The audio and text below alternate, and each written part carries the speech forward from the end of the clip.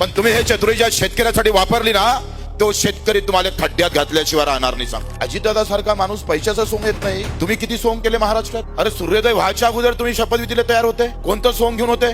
उद्धव साहेबांना मुख्यमंत्री असताना यांनी ओला दुष्काळ जाहीर करा असं पत्र पाठवलं, आणि आता म्हणते कायद्यात ओला दुष्काळाचा शब्द नाही.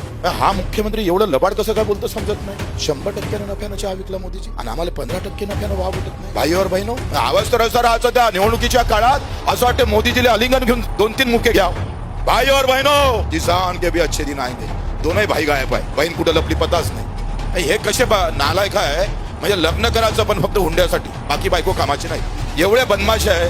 चंगू मेंगूची गँग बरी होती, त्याच्यापेक्षा डेंजर आहे. मागून भुंगा मागून एक शेपटी लावून टाक, उडून फिर तरी ते भाव तरी वाढत. तर तुम्ही एवढे निर्लज्ज कसे झाले रे? उद्धव साहेबाला तिथे हरवायचं आहे.